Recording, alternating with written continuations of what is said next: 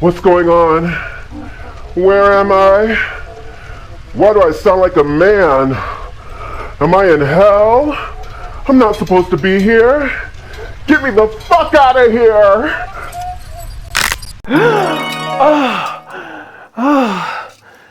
Ooh, now this is more like it.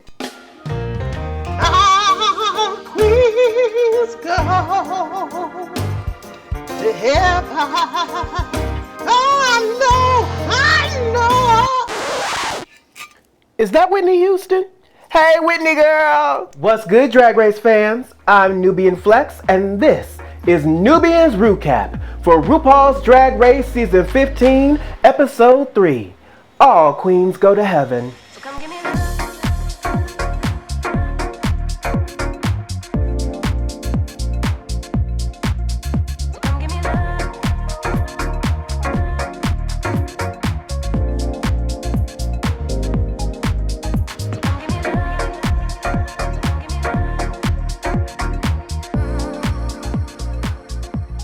On this episode of Nubian's RuCap, I will be recapping the challenges and eliminations for Episode 3, All Queens Go to Heaven. We are in the workroom after Irene Dubois' elimination, and I have to admit, I'm glad that these queens are going home. Let's keep this going. I don't want anyone to be saved. In fact, we can do a double elimination because this is a few too many queens. The queens sit down to talk, and Spice asked Robin about her relationship with Amethyst. Robin said they dated for a short time and it was a mutual decision to end things. You know, some people have asked me would I date another drag queen, and the answer is yes. Now, fucking and being sexual while in drag is where I draw the line. But as long as you're attractive and you clean up nice after you take the drag off, I'm into it. You also have to make sure that you clean your dick, ass, and balls properly. I don't want your dick smelling like ass and duct tape. That's gonna turn me off. It's a new day in the workroom, and RuPaul announces that the Maxi Challenge will be an acting challenge. The queens will compete in an infomercial called All Queens Go to Heaven. Since Amethyst survived the lip sync and Anitra won the Maxi Challenge last episode, they got to choose their own teams, and whoever's left will be Team 3. Anitra chose Marsha to be on her team, and RuPaul says, maybe you can loan her some false eyelashes. Okay, Amethyst, who you gonna choose first? Shady boots. Shady. Anitra and Amethyst choose their teams and the queens get to work. Now the leftover queens on Team 3 are brainstorming and Sugar is just a bubble of energy. She is giving them all these ideas and they shut her ass down real quick. Now I didn't like this. Y'all didn't have to do that baby like that.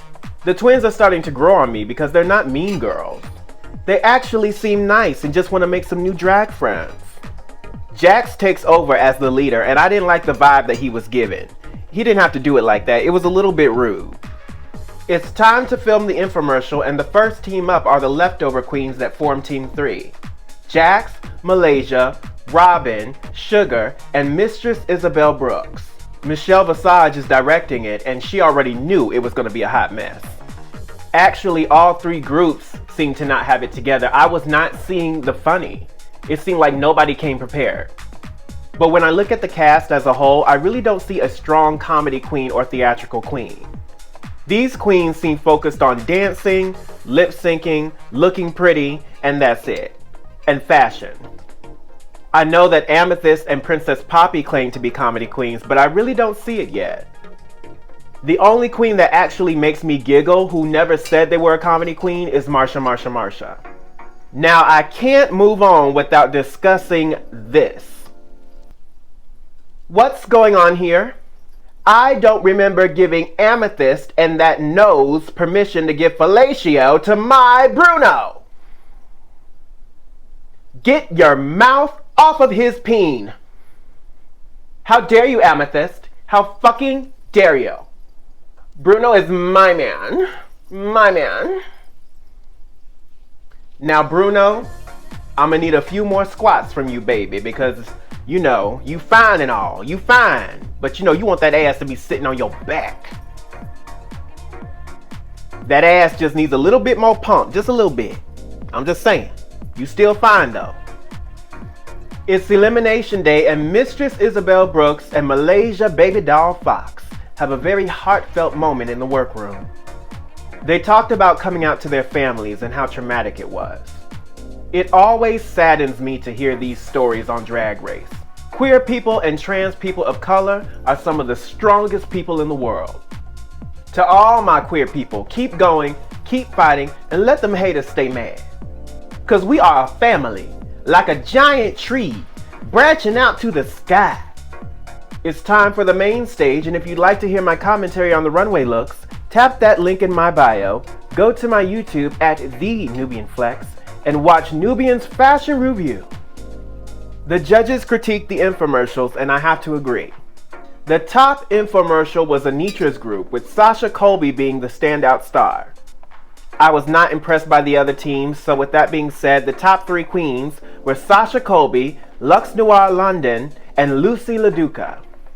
The bottom queens were Amethyst, Princess Poppy, and Jax.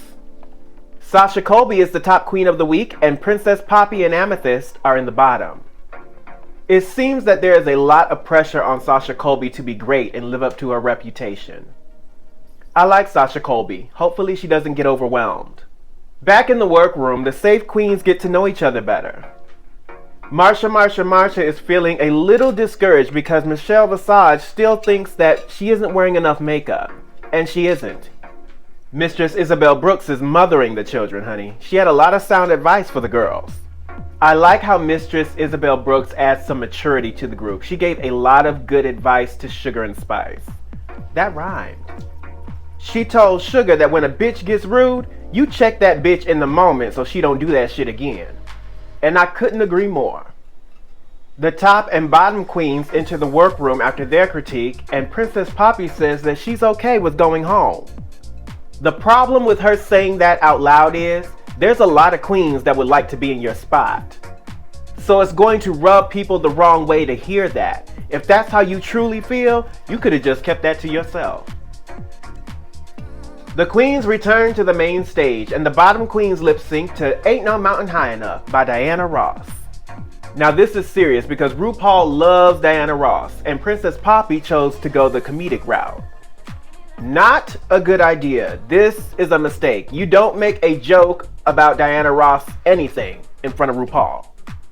Now Amethyst is wearing the perfect garment for this song. The big hair, the flowy fabric, just spinning and spinning and spinning. That is definitely Diana Ross. You can look at Amethyst's face though and tell that she's over it because she was in the bottom on the last episode. It's time for RuPaul's decision, and nevertheless, Amethyst, Shantae, you stay, and Princess Poppy sashayed away. Based on what I saw this episode, my fan favorite is Sasha Colby. And my prediction for the win is Sasha Colby. It's still too soon to tell, but I think that Sasha Colby just has enough experience to rise to any occasion and any pressure that they may put on her. In the words of Shangela, she is a professional. Who will be America's next drag superstar? Watch it unfold on MTV Friday nights at 8 p.m. And join me each week as I break down the episode in 2 parts. First, I recap the challenges and eliminations, and then I RuCap the runway looks. So make sure that notification is on, and you subscribe to my YouTube at The Nubian Flex so you don't miss a single recap. Until next time, Drag Race fans. Bye, bitch!